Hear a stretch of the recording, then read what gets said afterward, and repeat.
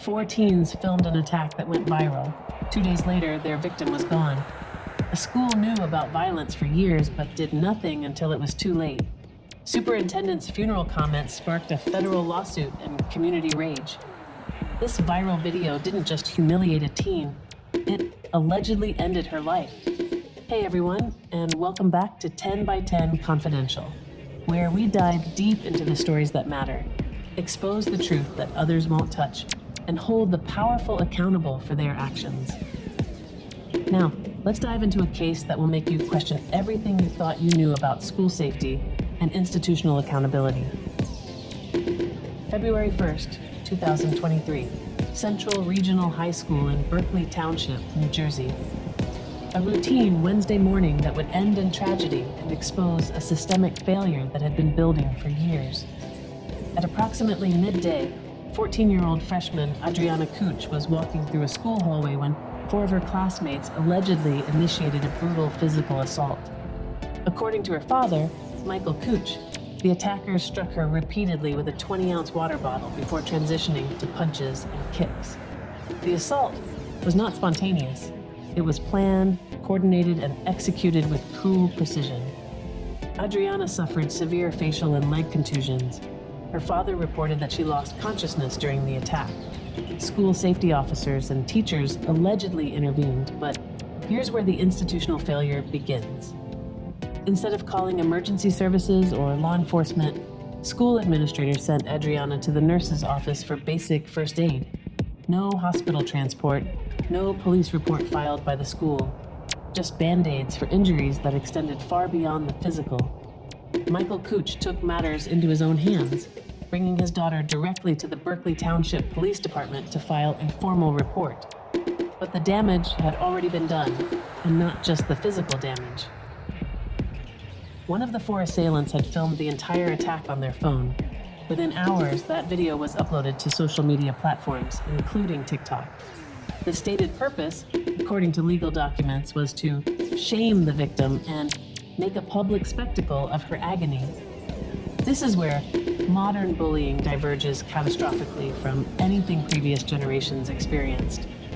In the past, a schoolyard fight might have a dozen witnesses, classmates who saw it happen and would eventually move on to other topics. But in 2023, that hallway assault became viral content, viewed thousands of times, shared endlessly, commented on by strangers across the globe. Michael Kuch would later articulate something profound. The physical pain his daughter endured paled in comparison to the humiliation she experienced online. The bruises would heal. But the viral humiliation, that was permanent, inescapable, and constantly refreshed with every new view, every share, every mocking comment. Psychologists and counselors who study cyberbullying explain 3 factors that make it uniquely devastating. First, increased exposure and indefinite humiliation. The attack isn't witnessed by a few dozen people and forgotten. It's viewed by thousands and archived forever. Second, the elimination of safe spaces. Bullying no longer ends when you leave school. It follows you home, into your bedroom, onto every device. Third, the anonymity and pile-on effect. Strangers can join in the cruelty without ever witnessing the human cost of their words. For Adriana, there was no escape. Every time she picked up her phone, that video was there. Every notification could be another person mocking her worst moment. But here's what makes this tragedy even more damning. This wasn't the first time. In January 2022, just 1 year before Adriana's assault, another 14-year-old girl was attacked at Central Regional High School in almost the identical manner. She was beaten by classmates. The assault was filmed. The video was posted to social media. The girl's mother would later testify that she had reported prior threats to school administrators, but they did nothing. This pattern wasn't isolated to these 2 incidents. At a deeply emotional school board meeting held on February 16, 2023, community members lined up to share their experiences. Former students described years of violence and administrative indifference. One former student stated she had to leave the school due to unaddressed threats involving weapons. Parents condemned the board for ignoring repeated complaints about their children being victimized. The civil lawsuit filed by the Couch family alleges that the Central Regional School District knew or should have known about a pre-existing culture and climate of harassment, intimidation, and bullying at the high school. The complaint states that administrators catastrophically failed Adriana, leading to the emotional distress, humiliation, and embarrassment that ultimately caused her to take her own life. The school district had a detailed harassment, intimidation, and bullying policy posted on their website. It outlined formal procedures for reporting incidents and emphasized creating a safe and civil environment. But as parents testified at that board meeting when they went to the school administration seeking intervention, no one did anything. Policy without enforcement is just words on paper. February 3rd, 2 days after the assault, 48 hours of viral humiliation. Adriana Couch was found deceased in her home by her father. The community's response was immediate and powerful. On February 8th, more than 200 students at Central Regional High School staged a walkout protest.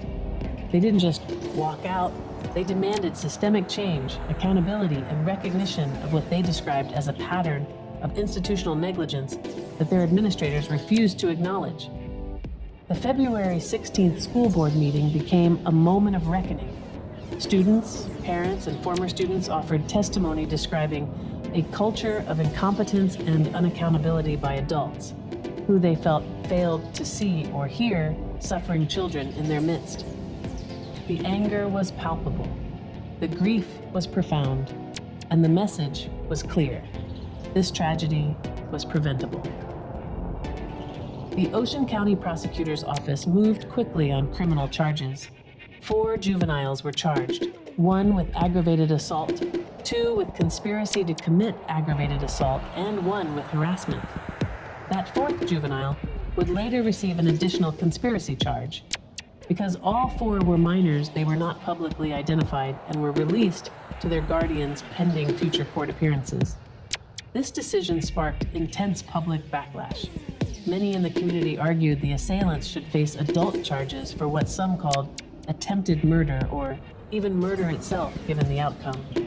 The debate highlighted a fundamental tension between the rehabilitative principles of juvenile justice and the community's demand for accountability. But the civil case is where the focus on institutional failure becomes clearest. The Couch family filed a 7-count lawsuit against the Central Regional Board of Education, former Superintendent Triantafyllos Parlapanides, and other school officials. Case number OCNL 00025-2-24 in New Jersey Superior Court. The lawsuit cites specific violations of the New Jersey anti-bullying statute: failure to properly supervise staff, failure to conduct timely investigations, and breach of duty of care. It seeks unspecified compensatory and punitive damages, aiming to hold the institution financially and ethically responsible for its alleged negligence. Then came an allegation so egregious it almost defies belief. According to the civil complaint, former Superintendent Triantafyllos Parlapanides allegedly made false and defamatory statements to the press on the day of Adriana's funeral. The lawsuit claims he publicly attributed Adriana's death to a fabricated story involving her father and family history, lies that compounded the family's grief. More seriously, these statements are alleged to have violated the Family Educational Rights and Privacy Act, or FERPA, by illegally disclosing private information about Adriana. FERPA is a federal law that protects student educational records. Violations can result in the loss of federal funding for schools. The allegation that a superintendent would violate federal privacy law while speaking to press at a child's funeral represents not just poor judgment, but potential criminal misconduct. Tragedy often catalyzes legislative action in New Jersey. The state has a history of passing anti-bullying laws in response to high-profile cases. In 2011, the Anti-Bullying Bill of Rights Act was passed partly in response to the death of Rutgers student Tyler Clementi. In 2017, Mallory's Law created civil penalties for parents of children convicted of cyber harassment following the death of Mallory Grossman. After Adriana's death, local officials in Berkeley Township pushed for Adriana's Law, Senate Bill S. 3728, introduced on March 16, 2023. The proposed legislation had two key provisions. First, mandatory reporting to law enforcement.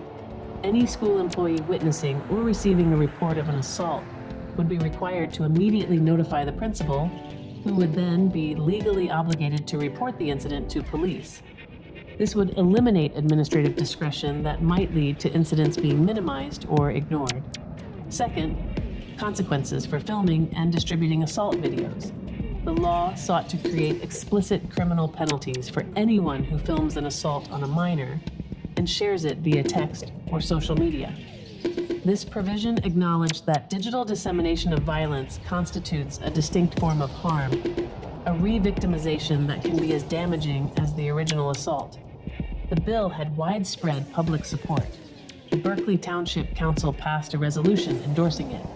Advocates rallied, families testified, and then S. 3728 died in committee. Despite the public outcry, despite the clear need it addressed, the proposed law never made it to a floor vote. An anti-bullying advocate noted grimly, "These tragedies are what drives progress in terms of schools addressing bullying, and that's disgraceful." The implication is clear. The system waits for children to die before considering change, and sometimes even death isn't enough. New Jersey has long claimed to have the nation's toughest anti-bullying laws.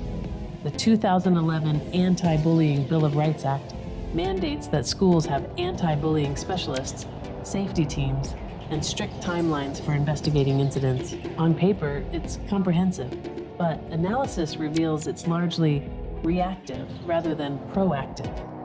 The law provides detailed procedures for responding after incidents occur, but lacks robust preventive measures. More critically, as one expert noted, there are no meaningful consequences of any kind for schools and administrators that don't adequately protect and support kids, including when kids die. This is the fundamental gap. A law that requires procedures but provides no accountability when those procedures are ignored or inadequately implemented. Meanwhile, the Central Regional School District filed its own lawsuit against social media platforms including TikTok, Instagram, and Facebook, claiming these companies enable teen cyberbullying. While this lawsuit explores important questions about platform liability, critics note it also serves to deflect attention from the district's own alleged institutional failures. Adriana's case exists within a broader crisis.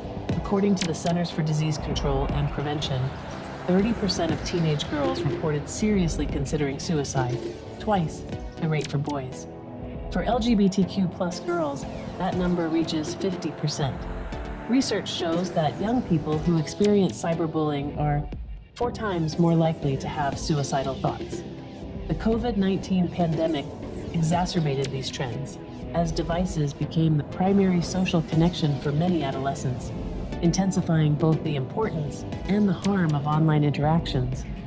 The digital landscape creates what psychologists call constant evaluation anxiety. The sense that you're always being watched, judged, and potentially recorded. For adolescents still developing emotional regulation and self-image, this environment is psychologically hazardous. Adriana Cooch was known for standing up for other students and opposing violence. The profound irony of her death, that someone who protected vulnerable students became a victim of the very violence she opposed, adds another layer of tragedy to an already devastating story. The criminal cases against the 4 juveniles continue through the court system. The civil lawsuit seeks to force accountability from the institution that allegedly failed in its most basic duty. Thank you so much for watching this investigation with me today. I know this story is heartbreaking and infuriating, but these are the conversations we need to have if we're going to protect our kids and demand better from our institutions. If this video opened your eyes or made you angry enough to demand change, please hit that like button to help spread awareness. Subscribe and ring that notification bell because I'll be following this case as it develops through the courts, and you won't want to miss those updates. Most importantly, I want to hear from you. Have you or your children experienced institutional failures like this? What do you think needs to change in our schools to prevent another tragedy like Adriana's? Share your thoughts in the comments below. Your voices matter, and together we can push for the accountability these systems desperately need. Remember, staying informed and speaking out is how we create change. Keep questioning, keep demanding better, and I'll see you in the next investigation.